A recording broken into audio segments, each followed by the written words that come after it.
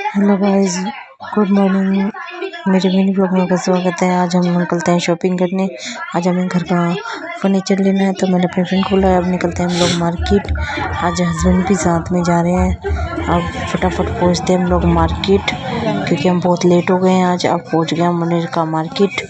अब करते हैं जल्दी जल्दी घर की शॉपिंग, क्योंकि मुझे लेनी थी यार अलमारी।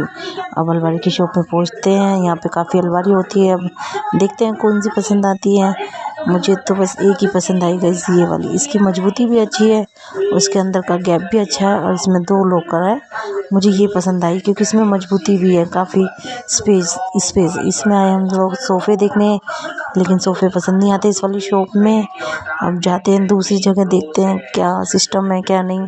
यहाँ तो पसंद है। यहाँ पे इस शॉप पे से लिए हमने सोफ़े। बिलिंग हो चुकी है, आराम से हम बैठे हुए हैं। गाइस अब चलो इसी ब्लॉग को मैं एंड करती, बताना सब कैसा लगा। बाय। लाइक करना, शेयर करना और सब्सक्राइब करना। Bye guys. मेरा ब्लॉग कैसा